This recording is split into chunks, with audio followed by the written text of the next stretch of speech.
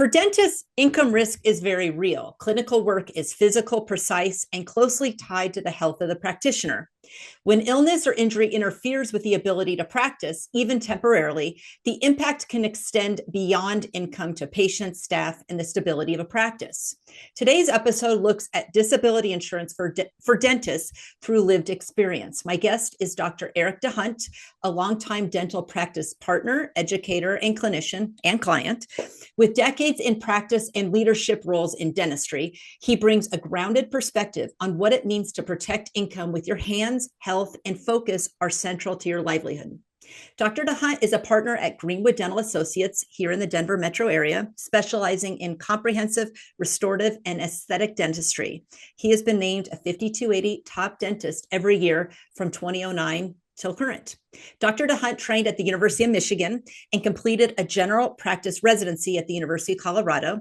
He's also serves as an adjunct faculty at the University of Michigan School of Dentistry and sits on the board of the Dentist Professional Liability Trust. He has a special interest in oral cancer and has lectured nationally on its dental management. This isn't a technical discussion. It's a real conversation about risk, responsibility, and what dentists often don't think about until their ability to practice is interrupted. So, Dr. DeHunt, welcome. Thanks for being here. Yeah, thank you. Yeah, thanks for being here. So, to start out, maybe tell us a little bit about your role in your practice, like what a typical work week looks like. My typical work week is a 4-day, mainly clinically based dental practitioner. I do have an administrative day once a week, but my typical clinical days are 8-hour days where I'm treating patients and chairside. So it's heavy clinically based and some practice management stuff on the days off. Okay. So dentistry is really hands-on and it's pretty physically demanding. I know we've talked about this over the years. At what point in your career did you first realize that your ability to practice is tied to your health? Well, when you're 20 something years old and in dental school, you never would think, you know, my body could give out by doing dentistry, but dentistry is really physically demanding.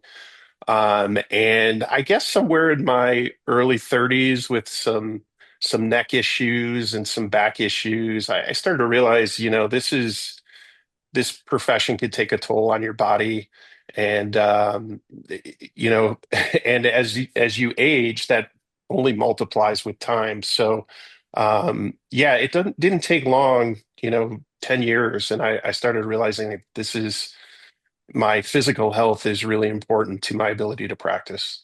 Yeah. And is that pretty typical among your peers? Like, do they start to feel it? Have you seen it with a lot of them Yeah, I mean, practicing? I think all of, it's a common topic in dentistry that's really not talked about in dental education.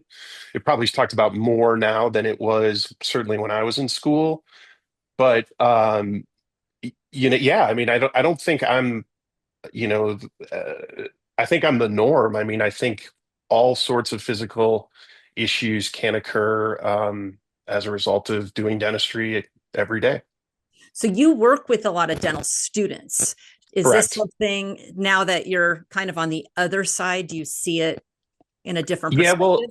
well, I do because when you're a dental student, you're learning, and so you know ergonomics and body positioning is the last thing on your mind, and you're in your 20s, and yeah, you can turn yourself upside down to work on an upper tooth and not think anything of it. But um, really, that's not what you want to do long term because your body will tell you that it can't keep up. So it is something that when I'm watching young dental students treat patients, it's something that I try to remind them of because it will come back and catch up with you. So you're saying that they might need to sort of modify how they practice to avoid problems.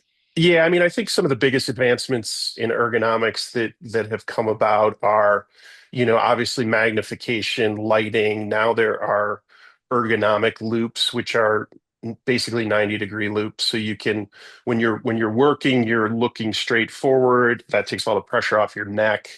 and the actual magnification is directed downwards. So you're in a much more ergonomic position to treat a patient, and that I think is gonna help these issues, a big help for the issues that a lot of dentists face. So, what are the biggest issues that you've seen, like just yourself, your peers, and other dentists? I mean, I know back and neck is a big deal, and hands. Back and neck is a huge deal. I've also had surgery on both of my hands, which basically came out of nowhere. I had no um, no previous injuries or problems, but I developed arthritis in both of my thumbs directly related to doing dentistry. I really, looking back on it, don't think that there was anything I could have done differently. Um, but Is it just yeah, overuse kind of injury almost? overuse, repetitive use. Obviously, carpal tunnel syndrome is a big issue we see mainly in hygienists, which is more repetitive movements over time. But yeah, even just doing dentistry on a day-to-day basis took its toll on my hands, which was a pretty scary time. So maybe kind of walk us through like how did that develop, and then were you out for very long, and how did that impact your ability to work? Yeah, so it just started gradually coming on. Probably, I would say in my mid 40s. I'm currently 53. I noticed like holding a glass or, um, you know, riding my bike, those sorts of things would start to irritate my thumbs. I didn't really think anything of it. I am a big cyclist, so I do ride my bike a lot. And then I started to notice it clinically. Holding hand pieces after a long day of work, my thumbs would be more sore than normal. And then it became constant where whatever I was doing, whether it be picking up a glass anytime or um, riding my bike, doing dentistry, holding a ski pole, I was kind of in chronic pain. And so that led me to seek some opinions from some hand surgeons. There was some x-rays done. There was severe arthritis in both of my CMC joints, which is in your thumb. Um, I tried to manage it with multiple steroid injections, which didn't really help. And then I was on, Celebrex twice a day to try and manage the inflammation. That didn't help. And then there just became a point. I remember I was sitting in my house and I was like, where this is going to end is I'm going to drop a handpiece in somebody's mouth and my career's over. And I just decided I needed to take the time to address my physical limitations at that point. And so I had surgery in September of 22 on my right hand, which is my dominant hand. I was really nervous about having that procedure done. The doctor expected me to be out non-practicing for 3 months, and Wow. then slowly getting back into practice. Um, I asked if I could do both my hands at the same time because that would only keep me out 6 months or 3 months Yeah, three versus months. six. Um, he said, "You're crazy." He's like, "You need one hand to function." And so I did the right hand, and realistically, I was only out about a month. And then I was back at a probably 50% capacity for the second month and then kind of ramped back up to full go um, in month three. And my And then left hand, you had to do the other hand, right? yeah, then a year later, I did my left hand, which the symptoms were worse in my left, but I obviously wanted to get through the right first because it was a bigger deal. And the left, I honestly was out maybe 3 weeks, and I was Yeah. back practicing full bore just because obviously I'm not doing as much with my left hand as I am with my right hand. So walk us through. So when that was happening, what went through your mind in terms of how am I going to manage my practice? How am I going to Yeah. manage my patients? Like how did that all come about? Yeah, so the first go around, so I have a partner, fortunately, and she was able to help me. But the first go around, I actually brought in a dentist to manage my patients because obviously she couldn't take care of all of my patients and her patients. So she came in, another dentist, and helped. And then the second time around, I really But didn't that do costs, any. that's an expense, right? Like you have It to it is an pay. expense, yeah, and Yeah. I had to pay her. Fortunately, Jamie had set me up with business overhead insurance, which allowed me to it covered me in some of those expenses that I had, the practice had during my me being out, and that's a Yeah. pretty short window. Because it's only a 30-day waiting period. It's Yeah. only a 30-day waiting period, yeah. So, it was really pretty quick to kick in. There really wasn't a lot of hassle with, the insurance company paying. Obviously, on a personal disability situation, my personal disability did not kick in fully, but I did. I can't remember, Jamie. I did Yeah, have because I think some we were, if benefit. I do recall because your policy has a partial disability rider, so we were keeping track. Yes. If even Yep. if you go, so there's a 90-day waiting period, but if you can't go back full speed, Yep. you only need a 15% loss of income. So if there was any loss of income, they could pay that proportion of your Yep. benefit as you're ramping back up.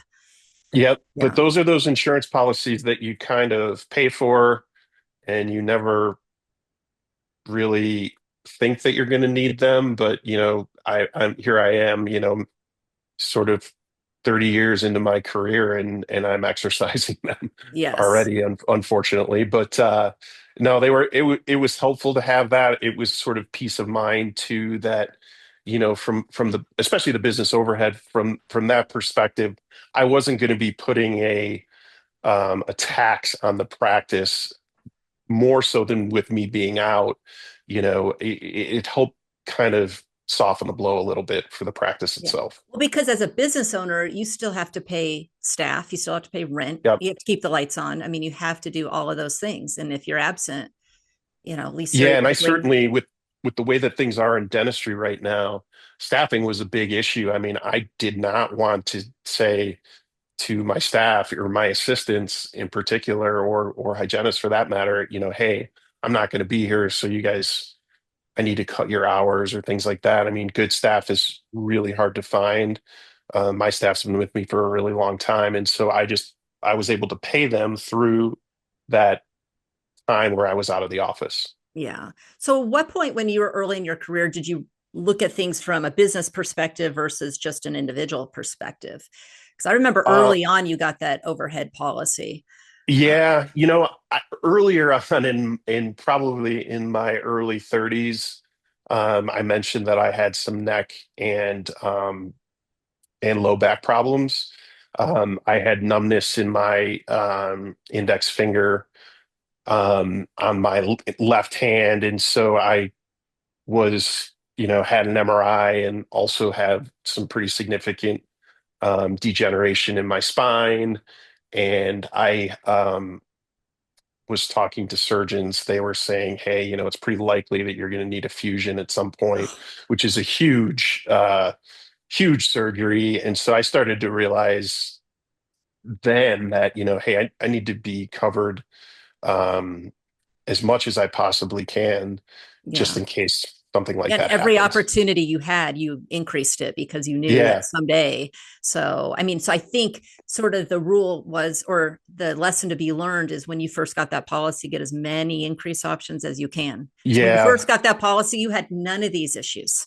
And so when you Right. went to Right. increase, the only thing they asked was financial. They didn't even need to Right. know any of that. And so you were able to really take advantage of that. Uh, Yeah. I mean, I met Jamie during my residency at the University of Colorado. And so I was set up my personal disability um, right out of residency. So I was, 24 years old or whatever. And then the business overhead, I started a little bit later, probably in my mid 30s where I was, Jamie and I had talked and my partner as well that, this is a good idea. Especially being in a partnership, should you need to go out, we can, have some protection. Yeah. Um, so that really helped. Yep. So do you think that the risk is different for dentists than other professions? Are there any unique risks? Yeah, I mean, I do. I mean, I think neck and back is a huge issue for dentists, in particular, just working, um, and the way we work is really tough. I mean, my issues, my orthopedic surgeon, hand surgeon referred to it as surgeon's thumbs. I guess a lot of surgeons also deal with this particular thumb issue. So, um, I mean, I think dentistry is very demanding on your body. Um, how it compares to other professions, I don't know, but I do know that dentistry is hard. Yeah. I think, and what's interesting too is you're such an active person. Like you're really healthy, active. You ski, you bike, you do all of those types of things. And if you didn't do all of those things, you wonder if you'd be in more trouble. I don't know. Yeah, yeah. I mean, one of the things that these little wake up calls has done for me is stress the importance of that. Staying fit, and probably the last year or so, which I was never very, very good at. I started, weight training, and that definitely has helped me um, sort of minimize the aches and pains related um, to daily work life. And I will Yeah. continue that moving forward because if I don't do that, I'm worried that, that's going to cut my career short. Yeah. And are you planning to work all the way till age 65 if you can? I am planning to work 10 more years. I just signed a 10-year lease for our building. So that's kind of a good endpoint, or not endpoint, but kind of Target. that Yeah. finish line-ish, and then kind of taper off and Yeah. yeah, slow down. And remind me, did you buy an existing practice or did you start from scratch? So no, I bought into a existing practice. It was a three doctor practice. That partnership dissolved, and I became an associate in 1999, and then became a partner in 2001. And then my previous partner retired in 2015. I had first right of refusal to buy the whole practice, his half, and I just didn't want to take on that responsibility. I'm just by myself, so I have a new partner, and we've been partners for 10 years. So, Yeah. and she's a little younger than I am, so hopefully we can And get you'll there. create a succession plan however you Yes, see fit. yep, and that's probably coming in the next five years or so. Yeah. So there's a lot for you to think about other than just dentistry. I mean, it's Yeah, a lot. It's a lot. yeah, and dentistry is changing a lot too in regards to private equity and corporate acquisition, and it is really my goal and my partner's goal to stay independent, and be able to keep our practice, privately owned Yeah. Do you get approached all the time by private equity? all the time, Yes. all the It time. feels that way. And it seems like a lot of practices are going that way, that direction. And veterinary practices and dental Yep. practices, and they all kind of feel the same. Like Yeah. it doesn't have the personal touch anymore. Yep. Yep. And I mean, I think that, we're not a huge practice. We try to be, more customer service, more family oriented practice. And so I do think you lose a lot of that if you go to the corporate model. Also, at this point, I'm realistic that, you know, I probably wouldn't be a good employee after Well, I after don't, working for myself yeah, for 30 years. I get approached all the time and I'm like, I would not do well working for someone Yeah, else after I've been doing my own thing. Yeah, I wouldn't take exactly. direction. I wouldn't take direction well because I'm just Right, used to exactly. doing it my way. So Yep, yep, exactly. So yep. all right. So we're going to take a break. Okay. All right, we're going to take a break. And when we come back, we'll talk about what dentists often misunderstand about disability insurance and what surprised Dr. DeHunt once he looked more closely at income protection. All right, actually, let me put Cool. it now. Hold on. Was that okay? Yeah, well, we're almost done. All right. Oh, We're back. We're here with Dr. DeHunt, and we're talking about disability insurance for dentists. So just a couple more questions.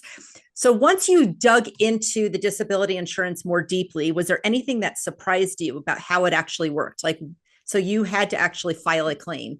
Was there anything surprising in that process?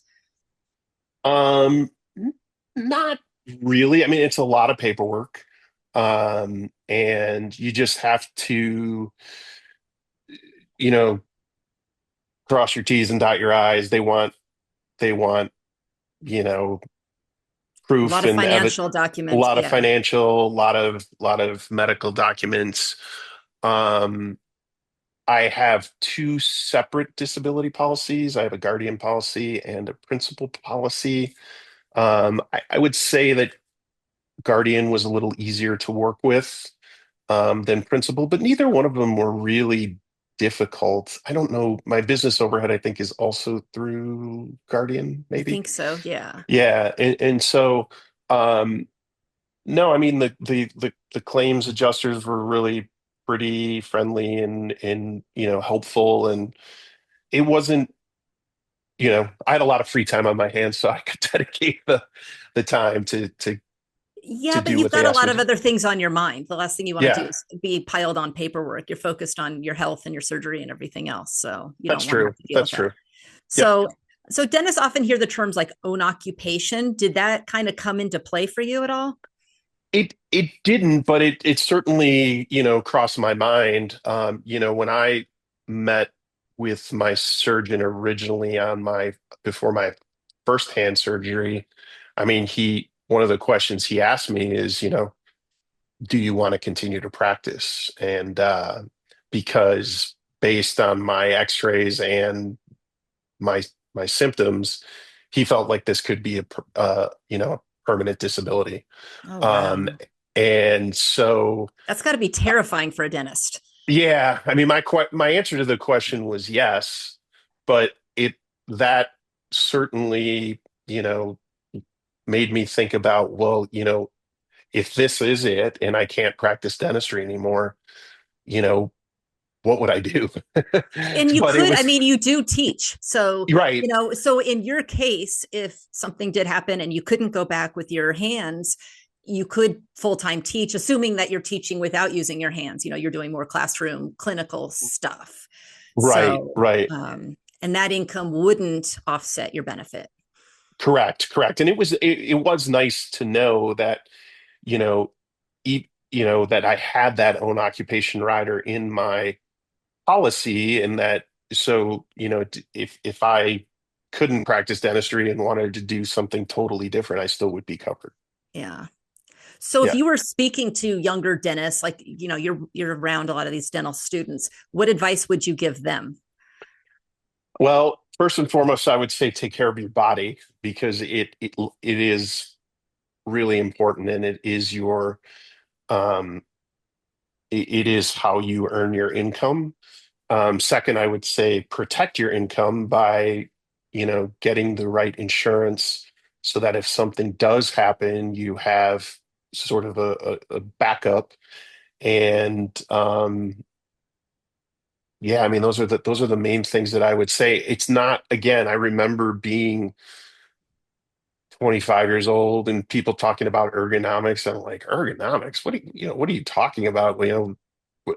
Dentistry is Yeah. like going to hurt me. And You're like, but I'm it fit. I can do, yeah, you feel yeah, invincible when you're younger. And all of these yeah, things just don't ever, it's all hypothetical. And I think one of the best things you did was not just get a policy, but like we said, those increase options were so beneficial to you because yep, your biggest risk was your change in health. So you're healthy correct. and in your mind, you're really healthy, you're really active, but all it takes is just, a diagnosis of the arthritis or, wrist Yep. or anything, and they're going to exclude that. So you've got to get all Right, of it right. before that happens, you know. Yeah, it would have been really difficult had I not been insured as a young person and then sort of, I'm obviously I would have, yeah, my thumbs would have been excluded, my back and neck would have been excluded. So, Yeah.